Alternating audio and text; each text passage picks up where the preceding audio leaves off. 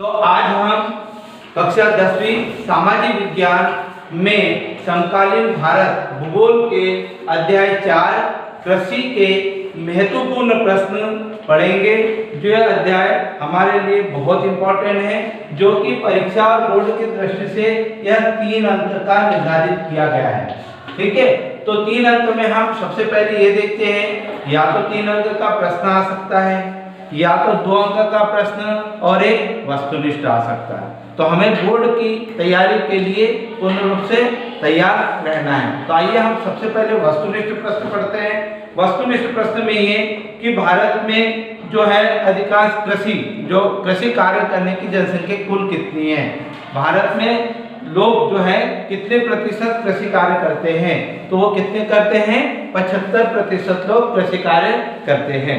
दूसरा, यदि हम बात करें कांटों और जलाओं का संबंध किससे है, कांटों और जलाओं का संबंध किससे है, वह है स्थानांतरित कृषि से। उसको कहते हैं कर्तन दहन प्रणाली। क्या कहते हैं, कर्तन दहन प्रणाली। तीसरा, यदि हम बात करते हैं कि रोपण खेती की कौन सी फसलें हैं, रोपण में कौन कौन सी फसलें उगाई जाती है रोपण कृषि में, तो उगाई जाती है चाय, गन्ना। ठीक है, चाय और गन्ना। ठीक है, उसके बाद केला। यदि हम बात करें कि भारत में चावल उत्पादन में भारत का कौन सा स्थान है, चावल उत्पादन में भारत का कौन सा स्थान है, तो कौन सा स्थान है, दूसरा। कौन सा स्थान है, दूसरा। उसके बाद जो विभिन्न फसलों के बीच में पौधों की कतार लगाना, फसलों के बीच में पौधों या पेड़ों की कतार लगाना क्या कहलाता है, तो वो कहलाता है सस्य प्रारूप। क्या कहलाता है, सस्य प्रारूप। और तो आज हमने ये वस्तुनिष्ठ प्रश्न देखे। अच्छा, सुनहरा रेशा किसे कहा जाता है, खालिस्तान आ सकता है, तो सुनहरा रेशा किसे कहते हैं, जूट को, जूट या पटसन को सुनहरा रेशा कहते हैं। फलीदार फसलें कौन सी होती है, फलीदार फसलें कौन सी होती है, तो फलीदार फसलें होती है दालें। कौन सी होती है, दालें फलीदार फसलें होती हैं। अच्छा, मणिपुर में झूम खेती को क्या कहते हैं, मणिपुर में झूम खेती को क्या कहते हैं, तो मणिपुर में झूम खेती को पामलू कहते हैं। क्या कहते हैं, पामलू। ठीक। अच्छा, उसके बाद मध्य प्रदेश में झूम खेती को क्या कहते हैं, मध्य प्रदेश में झूम खेती को क्या कहते हैं, तो मध्य प्रदेश में झूम खेती को बेबर या दाहिया कहा जाता है। क्या कहा जाता है, बेबर और दाहिया। ये तो हमारे ऑब्जेक्टिव है।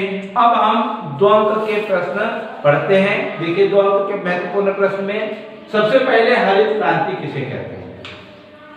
हमने पहले ही पढ़ा है, हरित क्रांति का संबंध कृषि से। हरित क्रांति का संबंध किससे है, कृषि से है। कृषि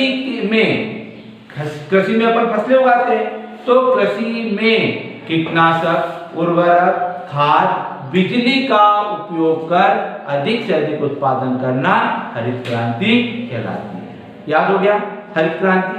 दूसरा प्रश्न आता है, जीवन निर्वाह कृषि किसे कहते हैं। लिखा है जीवन निर्वाह कृषि।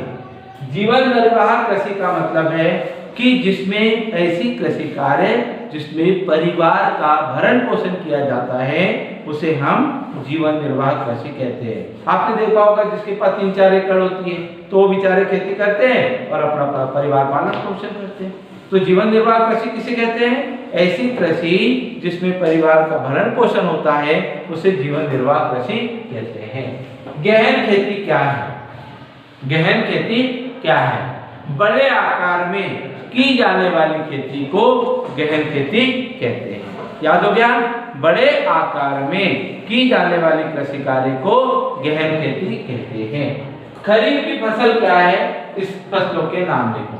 खरीफ की फसल, अब देखिए परीक्षा में भी आ सकता है कि खरीफ और रबी में अंतर लिखो, ये भी आ सकता है। हम एक एक शब्द को समझे। खरीफ की फसल क्या है, तो खरीफ की फसल बरसात की फसल है। ठीक है, जून जुलाई में बोई जाती है और अक्टूबर नवंबर में काटी जाती है, उसे हम खरीफ की फसल कहते हैं। इसकी मुख्य फसलें कौन कौन सी हैं, तो मुख्य फसलें हैं सोयाबीन, धान और मक्का। खरीफ की 3 फसलों के नाम सोयाबीन, धान और मक्का। ऐसे ही प्रश्न है रबी की फसल क्या है?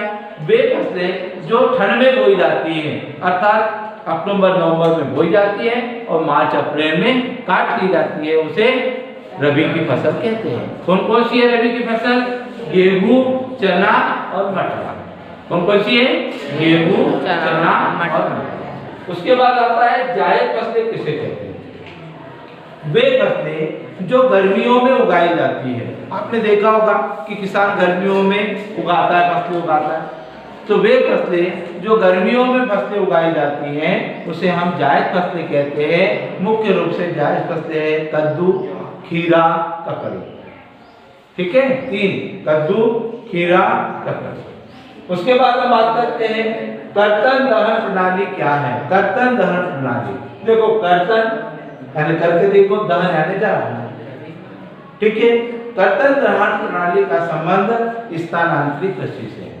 ठीक है, पुराने समय में वनों को काटकर उनको जलाते थे और वहां पर कृषि कार्य किया जाता था, यानी काटो और जलाओ। तो पुराने समय में वनों को काटा जाता था, जलाया जाता था, वहां पर खेती की जाती थी, उसे हम कर्तन दहन प्रणाली कहते हैं। अगला प्रश्न है बागवानी किसे कहते हैं? 2 अंक का आ सकता है, बागवानी किसे कहते हैं? तो बागवानी का मतलब होता है फल और फूलों की खेती करना। फल और फूलों की खेती करने को बागवानी कहते हैं। फल और फूलों की खेती करने को बागवानी कहते हैं। उसके बाद सस्य प्रारूप क्या है? सस्य प्रारूप क्या है? तो मैंने आपको पहले बताया था कि सस्य यानी फसल होता है और प्रारूप यानी प्रारूप होता है। तो फसलों के बीच में पौधों को लगाना, पेड़ों को लगाना सस्य प्रारूप कहलाता है। अपन ने फसल बो दी, उसमें पौधे लगा देते हैं, ठीक है, या संतरा लगा दिया, आम लगा दिया, है ना, तो उसे क्या कहते हैं? सस्य प्रारूप। नकदी या व्यापारिक फसलें किसे कहते हैं? वे फसलें जो उद्योगों को कच्चा माल देती है उसे नकदी और व्यापारिक फसलें कहते हैं। ठीक है, वे फसलें जो उद्योगों को क्या देती है?